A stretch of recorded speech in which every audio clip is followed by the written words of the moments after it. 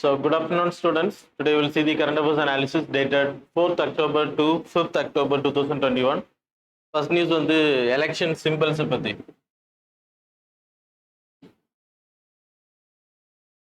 So election symbols எடுத்தீங்கன்னா allot பண்றது யார் அப்படின்னா எலெக்ஷன் கமிஷன். இது எதனால நியூஸ் அப்படின்னா பீகார்ல there is an issue to like recognize the பார்ட்டியோட symbols வந்து freeze பண்றது, there is a recommendation, so that's why it was in news. That is not important. So election commission ஓட election symbols act, symbols and reservation allotment order 1968. So இந்த symbols act அடிப்படையில் தான் உங்களுக்கு election commission வந்து there are two types of parties, that is registered and not recognized party. அப்புறம் recognized parties இருக்கு. recognizedல ரெண்டு இருக்கு, national party, state party. So இதெல்லாமே சிம்பிள்ஸ் வந்து இப்போ எக்ஸாம்பிள் பிஜேபி காங்கிரஸ் எடுத்தீங்கன்னா it's a national party. BJP Congress, so they are recognized, so they will be allotted with the symbol. அதுக்கு certain percentage vote ஷேர்லாம் எடுக்கணும், அப்படி எடுத்தால் ரெகனைஸ் கேட்டகரி கிடைக்கும். அதே ஸ்டேட் பார்ட்டி எடுத்துக்கிட்டிங்கன்னா யூ பீப்புள் நோ தமிழ்நாடு எடுத்தீங்கன்னா DMK ADMK, so these all are state parties. So இதெல்லாமே வந்து ரெகனைஸ். ஸோ இவங்களும் ஓட் ஷேர் எடுத்தால் மட்டும்தான் ரெகனைசேஷன் பெர்மனெண்டாக அவங்களுக்கு அந்த சிம்பிள் கிடைக்கும். ஆனால் registered party non recognised party எடுத்துக்கிட்டிங்கன்னா நாட் ரெகனைஸ்ட்னாலே உங்களுக்கு நேஷனல் பார்ட்டி ஸ்டேட் பார்ட்டி அங்கீகாரம் கிடையாது.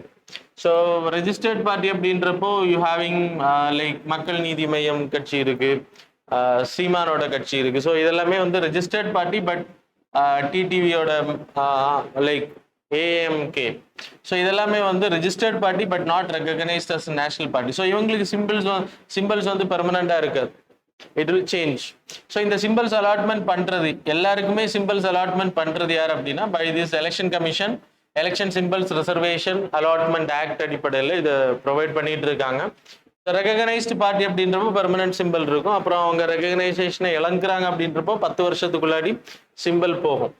இப்போ இதை லைக் இதில் ஏதாவது டிஸ்பியூட்ஸ் அரைஸ் ஆகுது. இப்போ நேஷனல் பார்ட்டி வந்து இப்போ காங்கிரஸ் வந்து ரெண்டா பிரியுது, ஸோ பிஜேபி ரெண்டா பிரியுது, இல்லைன்னா any party splitting.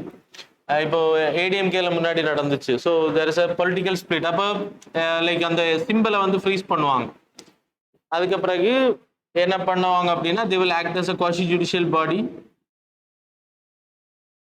So election related disputes எல்லாமே இவங்க தான் ஃபர்ஸ்ட், நீங்கள் இங்கே தான் கம்ப்ளைண்ட் பண்ண முடியும். ஸோ இவங்க தான் அதை என்கொயரி பண்ணுவாங்க, சிம்பிள்ஸ் ரிலேட்டடாக யாருக்கு அந்த சிம்பிள்ஸ் வரும் அப்படின்றது. ஸோ இன்டர்னல் டெமோக்ரஸி அந்த பார்ட்டிஸ் இருக்கும். ஸோ அது அடிப்படையில் அவங்களுக்கு ப்ரொவைட் பண்ண யாருக்கு மெஜாரிட்டி இருக்கோ அவங்களுக்கு ப்ரொவைட் பண்ணும். ஸோ அது வரைக்கும் ஃப்ரீஸ் பண்ணக்கூடிய அத்தாரிட்டி, கொடுக்கக்கூடிய அத்தாரிட்டி எல்லாமே அண்டர் தி எலெக்ஷன் கமிஷன். இவங்க கொடுத்த ஆர்டரை நீங்கள் வந்து அதுக்கப்புறம் கேசஸ் போக முடியும், supreme court or high court. So that's about the election symbol issue. இல்லை நீங்கள் யூபிஎஸ்சி பாயிண்ட் ஆஃப்ல தெரிய வேண்டியது இந்த ரெகனைஸ்ட் பார்ட்டி நேஷனல் பார்ட்டியோட ஸ்டேட்டஸ் எப்படி கிடைக்குது அப்படின்றது. So we studied in like பாலிட்டியில் படிச்சிருக்கோம். எலெக்ஷன் பற்றி படிக்கும்போது வி ஸ்டடிட். அதே மாதிரி like who is allotting election commission election ரிலேட்டடாக வரக்கூடிய டிஸ்பியூட்ஸ் எல்லாமே எலெக்ஷன் கமிஷன் தான் டிஸ்பியூட்ஸ் ரெட்ரஸல் மெக்கானிசம் ஆட் பண்ணுவாங்க. ஸோ இதெல்லாம் ரொம்ப important. They will not, you can't go directly to the court. சரியா? So that's all. Then second news வந்து about public interest litigation, PIL. Like அன்னெசரியா PIL file பண்றாங்க அப்படின்றது தான் issue. That is not concern of our examination. So exam point of view, what do you mean by PIL? So it's a judicial activism. So publish like we having writ jurisdiction. Writ jurisdiction under which article? Article 32 for Supreme Court. Then like High Court தனியா வரும். So like writ jurisdiction எடுத்துக்கிட்டீங்கன்னா இதோட purpose என்ன அப்படின்னா like இண்டிவிஜுவலுக்கு இருக்கக்கூடிய ப்ராப்ளத்துக்காக நீங்க file பண்ணக்கூடியது, or an institution or individual பர்சனுக்காக நீங்க லைக் அப்ளை பண்றது தான் ரிட் ஜூரிஸ்டிக்ஷன். அதே இது PIL எடுத்துக்கிட்டீங்கன்னா சமூக நலன் சார்ந்து அப்ளை பண்றது. So for a group of people, for a group of community, like terrorism related issues, pollutions. So இந்த மாதிரி பப்ளிக் ரிலேட்டடான இஷ்யூஸுக்கு லைக் ஒரு குரூப் ஆஃப் பீப்புள். ஸோ இது ரெட் ஜூரிஸ்டிக்ஷன் எடுத்துக்கிட்டா உங்கள் சார்பில் உங்கள் ஃபேமிலி மெம்பர்ஸ், ஸோ உங்கள் சார்பில் தான் பண்ண முடியும். ஆனால் பப்ளிக் இன்ட்ரெஸ்ட் லிட்டிகேஷன் எடுத்துக்கிட்டீங்கன்னா யார் வேணா பண்ணலாம். ஸோ இப்போ உங்கள் community people is getting affected, tribal peoples are getting affected. So other then tribal peoples also can apply for that. So இது பண்ணுற இது பொதுநல வழக்கு அப்படின்பாங்க. இப்போ எக்ஸாம்பிள் எடுத்துக்கிட்டிங்கன்னா ரோடு ப்ராப்ளம்ஸ் இருக்குது, லைக் திடீர்னு ஒரு பாண்டை வந்து இல்லைன்னா வெட்லேண்ட்ஸை வந்து க்ளோஸ் பண்ணுறாங்க. ஸோ இந்த மாதிரியான issues, environmental issues, pollution issue, terrorism, road safety, constructions, everything you can go by public interest litigation. அதனால தான் இப்போ it's judicial activism concept. Judicial ஆக்டிவிசம்னா என்னது? Judicial activism. So the pro-judicial activity of a court. இப்போ public interest லிட்டிகேஷனை பொறுத்த வரைக்கும் கோர்ட்டும் எடுக்கலாம், அந்த கேஸை சுமோட்டோ கேசஸாகவும் எடுக்கலாம். ஸோ கோர்ட் எடுக்கலாம், பொதுநலம் சார்ந்து பீப்புள் அப்ளை பண்ணலாம். So it's a group of people apply பண்ணலாம். ஆனால் ஒரு சிங்கிள் பர்சனுக்காக இருக்கக்கூடாது, இண்டிவிஜுவலுக்கு கிடையாது. இட்ஸ் அ குரூப் ஆஃப் பீப்புளுக்காக. ஏதாச்சும் ஒரு உங்கள் கிராமத்தில் ஒரு ரோடு ஃபெசிலிட்டிஸ் ப்ராப்பராக இல்லை, லைக் பேனர் இஷ்யூஸ், இப்போ அரசியல் கட்சிகள் வைக்கிறதுனால நிறைய பேர் இறக்குறாங்க இல்லையா உழுகிறதுனால. ஸோ இந்த மாதிரி இஷ்யூஸ், ஸோ இது மாதிரி நிறைய கேசஸ் வந்திருக்கு. அதனால தான் உதாரணத்துக்கு சொல்கிறேன். இப்போ pollution problem by an industry. So it is not an individual problem. So it is ஒரு கிராமத்தோட ப்ராப்ளம், இல்லைன்னா ஒரு டிஸ்ட்ரிக்டோட problem. So you can apply for that. இதான் பப்ளிக் இன்ட்ரெஸ்ட் லிட்டிகேஷன். அமெரிக்காவோட ஜூரிஸ்டிக்ஷன்லேருந்து நம்ம இதை எடுத்திருக்கோம். யூஎஸ்ஏவோட ஜூரிஸ்ப்ருடென்ஸ்லேருந்து நம்ம இதை காப்பி பண்ணியிருக்கோம். It's not a part of India, so we have copied it. Judicial activism, it is a part. This like directive principle of state policy, there is an article called as 39A. So free legal aid கொடுக்கிறது எல்லாருக்குமே. So அதன் அடிப்படையிலையும் இது வந்து எல்லா லா மூலமா அவங்களோட உரிமைகளை கேட்டு பெறதுக்கான ஒரு வாய்ப்பும் கூட. So these are the things are important according this article. Next article வந்து இப்போ பிஏல பொறுத்த வரைக்கும் அதில் ஆர்டிகிள்ஸ் நான் போட்டிருக்கேன். You can see in this slide. So PDF நீங்கள் பார்த்தீங்க அப்படின்னா உங்களுக்கு தெரியும், லைக் நிறைய இல்லீகல் கேசஸ் அப்படின்னா அன்வான்ட் கேசஸ் வந்து அதிகமாக ஃபைல் பண்ணப்படுது அப்படின்றது ஒரு இஷ்யூவாக சொல்லப்படுது. அப்படின்னா பிஏஎல் அப்படின்றது எல்லாருமே வந்து ஃபைல் பண்ணுறாங்க. ஸோ இது ஏற்கனவே ஜுடிஷியரியில் we having pendency of cases. அது மட்டும் இல்லை, இந்த பிஏஎல் பெட்டிஷன்ஸ் வந்து சுப்ரீம் கோர்ட் ஆர் ஹை கோர்ட்டில் தான் பண்ண முடியும், வேற எங்கேயும் நீங்கள் பண்ண முடியாது. So already red jurisdiction also high court and supreme court only, இந்தியாவில் இருக்கக்கூடிய கோர்ட்டுக்கான அத்தாரிட்டி. அது மாதிரி public interest litigation you can go for supreme court and high court. Already there is a pendency of cases. அப்போ சின்ன சின்ன cases இல்லைன்னா like people பாப்புலாரிட்டிக்காக பண்ணுவாங்க ஃபைலிங் கேசஸ். ஸோ அந்த மாதிரி பண்ணும்போது it will affect the judiciary function. அதனால தான் இப்போ சுப்ரீம் கோர்ட்ஸ் வந்து கண்டனம் தெரிவிச்சிருக்காங்க. அந்த ப்ராப்பரைஸ்ட் பிஏஎல் ஃபைல் பண்ணணும், ஃபைல் பண்ணாததுனால நிறைய பிஏஎல்ஸ் வந்து கேன்சலும் ஆயிருக்கு. அதுக்கு நிறைய recommendations are there. So you can study by the notes. Then third news வந்து landslide and flood warning system இந்தியாவில் வந்து அது ப்ராப்பரைஸ்ட் பண்ணப்படணும். அதுக்குன்னு சொல்லிட்டு there is a national geographical research institute, CSIRM. They have made a like என்ன சொல்றது linking with satellites and warning systems. So அதுக்குன்னு சொல்லிட்டு ஒரு என்வாயர்மெண்டல் சிஸ்மாலஜி குரூப் வந்து அமைச்சிருக்காங்க. That's why it was in news. So லேண்ட்ஸ்லைடை எடுத்துக்கிட்டிங்கன்னா என்னது? So we studied in geography plus disaster மேனேஜ்மெண்ட்டில் வி ஸ்டடி. ஸோ லேண்ட்ஸ்லைட் அப்படின்னா landfall. So landfall in the sense like debris, rocks, so slippage ஆகுறது, spread ஆகுறது, fall ஆகுறது, மொத்தமாக சேர்ந்து ஃப்ளிப் ஆகுறது, டாப்பிள். ஸோ இதுக்கு பேர் தான் லேண்ட்ஸ்லைட்ஸ் அப்படின்னு பேர். ஸோ இந்த லேண்ட்ஸ்லைட்ஸை மானிட்டர் பண்ணுறதுக்கு வாட் வி கேன் டூ, அந்த லைக் இப்போ ஹில் ஏரியாஸில் தான் இது அதிகமாக நடக்கும். தமிழ்நாட்டில் Nilgiri, western ghats, Wayanad area, அது மாதிரி ஹிமாலயன் ஏரியாவில், north eastern states, Himachal Pradesh, Uttarakhand, இந்த மாதிரியான ஸ்டேட்ஸில் லேண்ட்ஸ்லைட்ஸ் அதிகமாக நடக்கிறது. ஸோ இது லேண்ட்ஸ்லைட்ஸ் நடக்கிறதுக்கான வாய்ப்புகள் இல்லைன்னா இந்த மாஸ் வேஸ்டிங்கான இல்லைன்னா இந்த ஃபாலுக்கான ரீசன் என்ன அப்படின்னா மண் வந்து லைக் அதோட பிடித்தன்மையை விட்டுருக்கும். சீஸ்மாலஜிக்கல் ஆக்டிவிட்டிஸ் அதிகமாக, எர்த்குவேக் ஆக்டிவிட்டிஸ் அதிகமாக இருந்துச்சுன்னா உள்றதுக்கான ஆந்த்ரோபோஜெனிக் ஆக்டிவிட்டிஸ் இருக்கும். ஸோ நீங்கள் வந்து கீழே இருக்கக்கூடிய மண்களை எடுக்கும்போது மேலே இருக்கக்கூடிய மண்கள் சரியிறது. ஸோ நேச்சுரல் இருக்கு, அப்புறம் ஓவர் ரெயின்ஃபால் இருக்கிறதுனாலையும் இருக்கும். மண்ணோட அன்சாச்சுரேட்டட் வாட்டர் இல்லைன்னா சேச்சுரேஷன் லெவலில் அதிகமாக இருக்குது, சேச்சுரேஷன் லெவலோட அதிகமாக இருக்கிறது, இதெல்லாம் தான் ரீசன். ஸோ இந்த ஃபாலுக்கான ரீசன். ஸோ இதை எப்படி மானிட்டர் பண்ண முடியும்னா சேட்டலைட்ஸ் மூலமாக இப்போது லைக் ரிக்டர் ஸ்கேல் இல்லைன்னா சீஸ்மாலஜிக்கல் நெட்வொர்க் இருக்கு இல்லையா, we having lot of equipments. இன்னைக்கு நிறைய எக்யூப்மெண்ட்ஸ் வச்சிருக்கோம் சீஸ்மாலஜி சிஸ்மிக் வேவ்ஸ் வந்து ஐடென்டிஃபை பண்றதுக்காக. there's a p waves and s waves.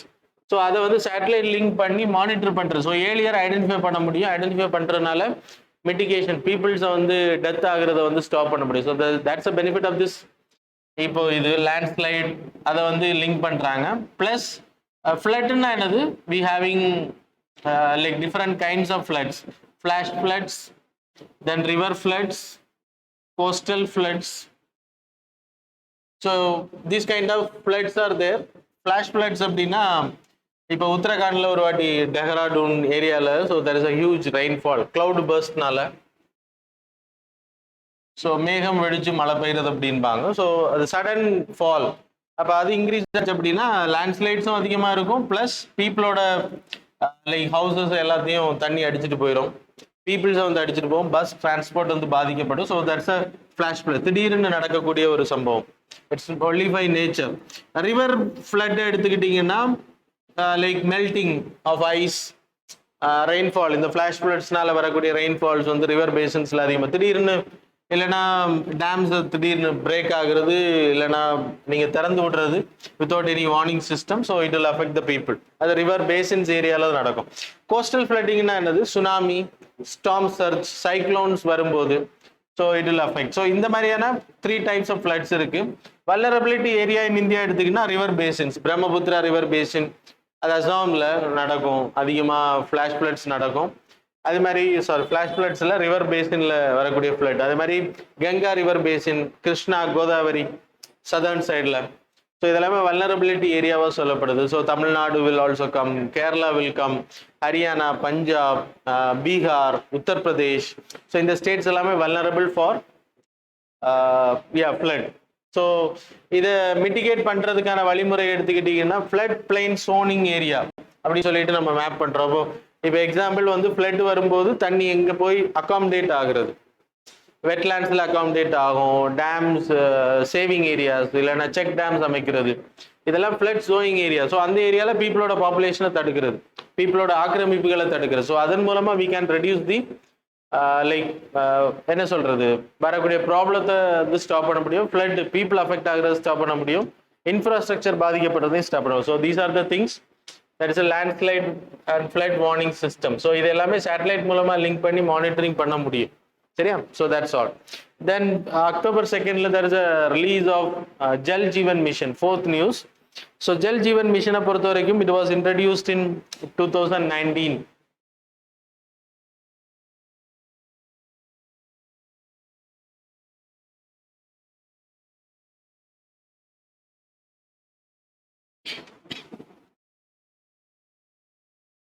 So Jal Jeevan Mission, it was introduced in 2019, like under the Jal Shakti Ministry. So what's the purpose? 55 liters of water per person daily. So அவங்களுக்கு கொடுக்கிறது, that is functional tap hold connections. Tap hold connection systems வந்து household tap connections கொடுக்கறது எல்லாருக்குமே. அப்புறம் like வாட்டரை வந்து ப்ராப்பராக monitor பண்ணுறது. ஸோ ரீடிங்ஸ் வைப்பாங்க, மீட்டர்ஸ் எல்லாம் வைப்பாங்க. அதன் மூலமாக எவ்வளோ நீங்கள் தண்ணி யூஸ் பண்ணுறீங்க, அன்னெசரி யூஸ் பண்ணீங்கன்னா they will give warning to you people. There is monitoring. அப்புறம் அக்ரிகல்ச்சரல் சஸ்டைனபிளாக யூஸ் பண்ணுறது, தட் இஸ் கிரே வாட்டரை வந்து ட்ரீட் பண்ணி ரீயூஸ் பண்றது. கிரே வாட்டர் ட்ரீட்னிங் இருக்கு. ஜல் சக்தி மிஷன் ஜல் ஜீவன் மிஷன் கீழே கிரே வாட்டரை வந்து ட்ரீட்டிங் பண்றது. அப்புறம் லைக் அக்ரிகல்ச்சர் சஸ்டைனபிள் யூஸ் அப்படின்னா வாட்டரை வந்து ப்ராப்பராக யூஸ் பண்ணுறது. இதுக்கு மேலே பீப்புள் அவேர்னஸ் பண்ணுறது. இப்போ ஃபார் கிரவுண்ட் வாட்டர் லெவலை ரீசார்ஜ் பண்ணுறதுக்கு தண்ணியோட அளவு எவ்வளோ பயன்படுத்துறது, அன்னெசரி யூஸ் பண்ணாமல் தடுக்கிறது. ஸோ இதன் மூலமாக அப்புறம் பியூரிட்டி, நீங்கள் கொடுக்கக்கூடிய தண்ணியோட பியூரிட்டி வந்து ISI ஸ்டாண்டர்டில் இருக்கும். தென் காலரா போன்ற டிசீஸ் எல்லாம் வர்றது, ட்ரைனேஜ் வாட்டர் வந்து ட்ரிங்கிங் வாட்டர் கூட சேர்றதை நம்ம தடுக்கிறோம் கிரே வாட்டர் ட்ரீட்மெண்ட் மூலமாக. ஸோ இதன் அடிப்படையில் பீப்புள் ஆர் சேஃப்டி. ஸோ இதை மானிட்டர் பண்ணுறதுக்கு தான் இப்போ ஜல் ஜீவன் மிஷன் ஆப் வந்து இன்ட்ரடியூஸ் பண்ணியிருக்காரு. ஸோ நீங்கள் அந்த ஆப்பை லைக் இன்ஸ்டால் பண்ணி யூ கேன் சி எத்தனை பேர் வந்து ஹவுஸ் கனெக்ஷன்ஸ் கொடுத்துருக்காங்க. இப்போ எக்ஸாம்பிள் எடுத்துக்கிட்டிங்கன்னா நிறைய ஏரியாஸில் கொடுத்துட்டாங்க. கோவா, தெலுங்கானா அந்த ஸ்டேட்ஸ் எல்லாமே வந்து 100% பைப்பிங் கனெக்ஷன்ஸ் வந்து பீப்புளுக்கு ப்ரொவைட் பண்ணியாச்சு. There is a Pani Samiti that is Gram Sabha. இதில் மெயின்லி யாரை யூஸ் பண்ணுவாங்கன்னா self help groups. Womens will be there more than 50% வந்து உமன்ஸாக இருக்கணும். 15 to 20% இருப்பாங்க இதில். இந்த 10 to 15 மெம்பர்ஸ் இருப்பாங்க இதில். இவங்க தான் அந்த பிளானை பண்ணுறது. So they will help, the engineers will be there. So implementation எந்தெந்த ஏரியாஸில் லைக் கனெக்ஷன்ஸ் வேணும் அப்படின்றது எல்லாமே இவங்க தான் இம்ப்ளிமெண்டேஷன் பண்ணுறது. So grass root level implementation. So it will go success. அப்புறம் it's a centrally sponsored scheme. Centrally sponsored scheme அப்படின்னா உங்களுக்கு தெரியும், நார்மல் ஸ்டேட்ஸுக்கு வந்து 60:40 ரேஷியோ, அப்புறம் 50:50 ரேஷியோ இருக்கு, அப்புறம் 90:10 ரேஷியோ இருக்கு. இப்போ ஜல் சக்தி மிஷன், ஜல் ஜீவன் மிஷனை பொறுத்த வரைக்கும் 50:50 நார்மல் ஸ்டேட்ஸுக்கு கேட்டகரியில் கொடுக்குறாங்க. அப்புறம் 90:10 category for Himalayan states and 100% funded for union territories. So 50:50னா ஸ்டேட் 50 போடும், சென்ட்ரல் 50 போடும். So that's the thing. அப்புறம் இதை இன்ட்ரடியூஸ் பண்ணப்படும் போது 17% people are getting tap connections இந்தியாவில் அன்னைக்கு இருக்கும்போது. 2019 when it was introduced, இன்னைக்கு 41.14% ஹவுஸ் ஹோல்டுக்கு வந்து டேப்பிங் கனெக்ஷன் கொடுத்தா. அதில் கோவா, தெலுங்கானா, ஆந்திர பிரதேஷ், அப்புறம் ஆந்திர பிரதேஷில் அந்தமான் நிக்கோபார், புதுச்சேரி, இப்படிப்பட்ட சின்ன சின்ன யூனியன் டெரிட்டரிஸ் அண்ட் மாநிலத்துக்கு கோவா இஸ் சுமால், தெலுங்கானா தான் கொஞ்சம் பெருசு இதில் இருக்கிறதுல. ஸோ எல்லாருக்குமே டேப் கனெக்ஷன்ஸ் கொடுத்தாச்சு அப்படின்றது it's a success story. So that's all about this news. Then next வந்து ஹராப் பாரா, that is aerial seeding campaign. அது இப்போ தெலுங்கானாவில் வந்து லான்ச் பண்ணியிருக்காங்க. ஏரியல் சீடிங்னாலே உங்களுக்கு சீட் பால்ஸ் இருக்கும் இல்லையா?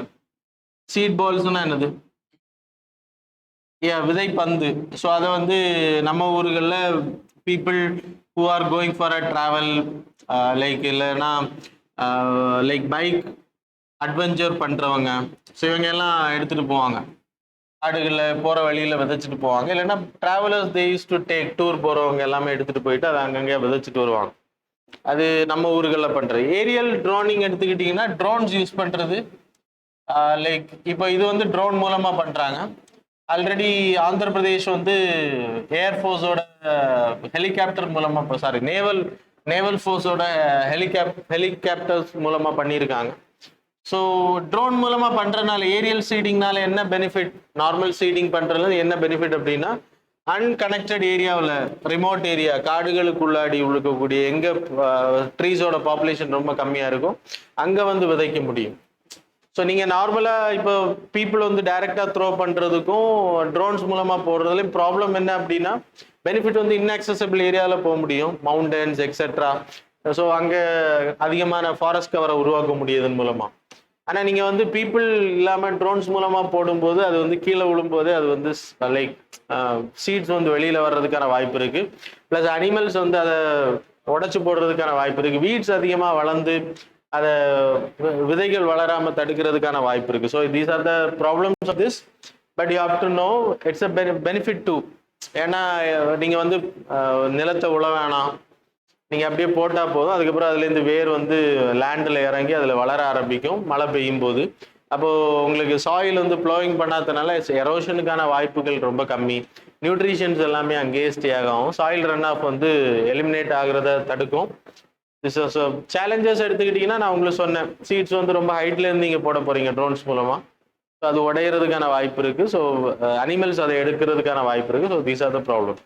தென் நெக்ஸ்ட் வந்து sixth news, reimagining global food system. So reimagining global food system எடுத்துக்கிட்டிங்கன்னா it's India is a role model. So united நேஷனோட ஃபுட் சேஃப்டி சமிட் வந்து நடந்திருக்கு 2021. ஸோ அப்போ குளோபல் லெவலில் there is an increase in hunger. இப்போ COVID-19லையும் there is a huge increase in hunger. இந்தியாவை பொறுத்த வரைக்கும் we had a food grain stock ரொம்ப அதிகமாக இருந்துச்சு. அதுக்கான ரீசன் நான் சொல்கிறேன்.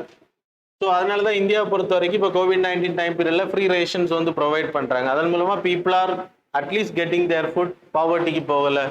That's a like best benefit of Indian system.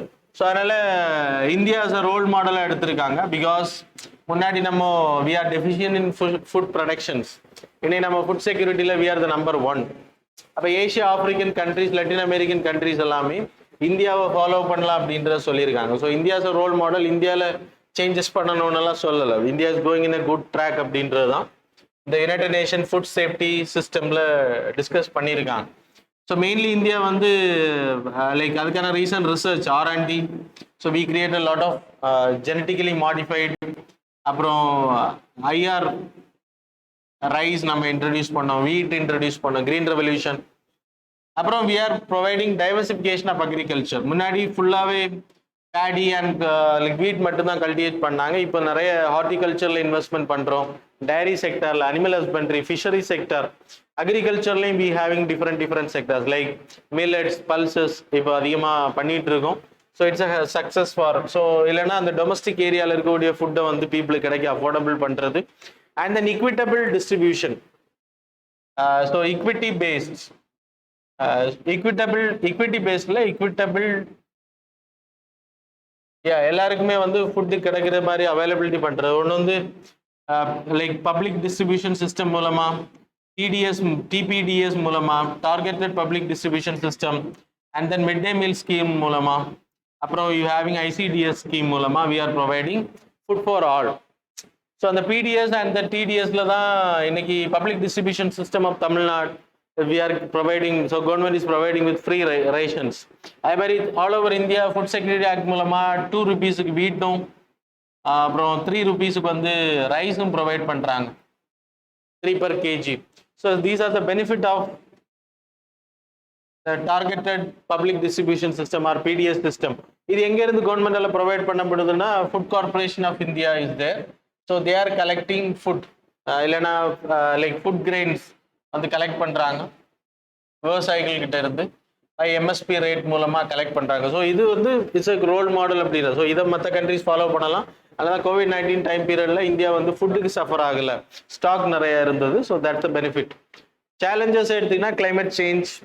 அதனால தான் இப்போ வி ஆர் கோயிங் ஃபார் அக்ரிகல்ச்சர்ல ரெசிலியன்ட் மெக்கானிசம் போயிட்டு இருக்கோம். அப்படின்னா கிராப்ஸில் நிறைய சேஞ்சஸ் பண்ணுறோம், ட்ராட்ஸை தாங்குறது மாதிரி, ரொம்ப மழை பெஞ்சா தாங்குற மாதிரி. இப்போ சதர்ன் இந்தியன் சைடெல்லாம் மழை வந்து அதிகமாகுன்றாங்க. அப்போது அங்கே கல்டிவேட் பண்ணக்கூடிய ப்ராடக்ட் வந்து லைக் அக்ரிகல்ச்சர் வந்து சேஞ்ச் ஆகணும்.